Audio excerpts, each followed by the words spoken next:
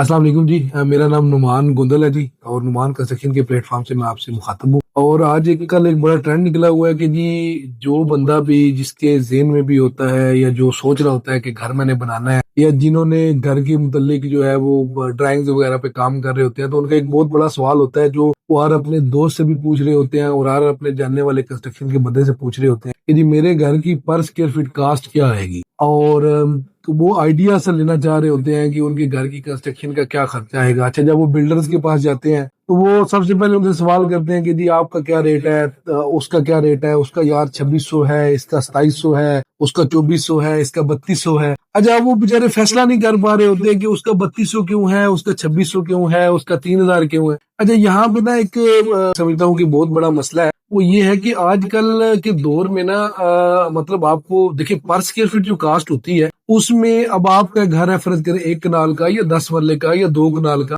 अब उसके अंदर आपका स्ट्रक्चर डिफरेंट है, आपका एलिवेशन डिफरेंट है, आपके अंदर जो उसके अंदर पार्टीशन होनी है या आपकी जो भी काम है वो देखिए डिफरेंट है। उसमें आप एक पर स्क्वायर फीट के रेट के ऊपर कैसे हो सकते हैं। अब पर स्क्वायर फीट का रेट निकालने का सबसे बेहतरीन तरीका ये है, जब आपके पास एक ड्राइंग बन गई है, आप सबसे पहले अपनी ड्राइंग के ऊपर वर्किंग करवाएं। ड्राइंग आपकी जब 100% कंप्लीट हो जाती है, 100% कंप्लीट होने के बाद आप ड्राइंग के ऊपर प्रॉपर वर्किंग करवाएं। आजकल इतना जदीद दौर है कि आपकी each and everything material calculate हो जाती है। आपकी एक्सीवेशन से लेके आपके फिनिशिंग के एक एक आइटम पर तक हर चीज प्रॉपर कैलकुलेट हो जाती है। आप उसका प्रॉपर जो है वो एस्टिमेट बनवाएं। इसे बीओक्यू कहा जाता है, बिल ऑफ क्वांटिटी। बीओक्यू के अंदर आपकी एक्सीवेशन कितनी होनी है, आपका टर्माइट स्प्रे कितना होनी है, आपकी ईंटें कितनी लगनी है, आपका सरिया आपकी ड्राइंग के मुताबिक कितना लग रहा है, आपकी ईंटें आपकी ड्राइंग के मुताबिक कितनी लग रही है, या आपका सीमेंट आपकी ड्राइंग के मुताबिक कितना लग रहा है, वो आप सब कुछ आपका कैलकुलेट हो जाता है। उसके बाद आप थोड़ी सी एफर्ट करें और जो कंपनी आपको बीओक्यू बना के दे रही है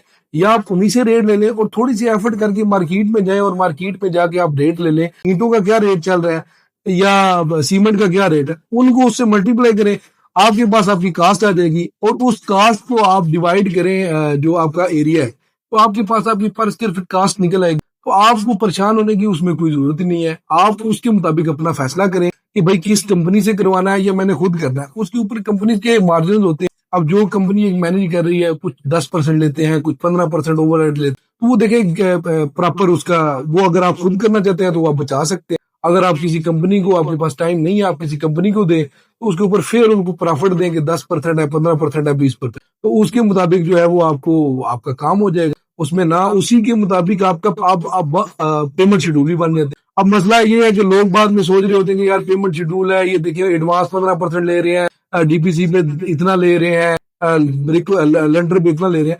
तो जब आपके पास बीओक्यू आपकी निकला होगा तो आपको पता होगा कि आपका भाई डीपीसी पे इतना खर्चा आ रहा है, आपका 9 फुट पे इतना खर्चा आ रहा है, आपका जो है वो लेंडर पे इतना खर्चा आ रहा है। तो उसी के मुताबिक आपका शेड्यूल होगा। ना आपके एक्स्ट्रा पैसे उनकी तरफ जाएंगे, ना कॉन्ट्रैक्टर को मसला होगा और ना है वो आपको मसला होगा। तो अगर आप अपनी किसी भी किस्म की बिल्डिंग की और चाहे रेजिडेंशियल है या कमर्शियल है, उसकी आप कास्ट कैलकुलेट करवाना चाहते हैं, प्रॉपर बीओक्यू बनवाना चाहते हैं, तो हमारे दिए गए नंबर पे कॉन्टेक्ट कर सकते हैं। हमारी टीम इंशाल्लाह आपको ईच एंड एवरीथिंग जो है वो प्रॉपर ब्रीफ करेगी।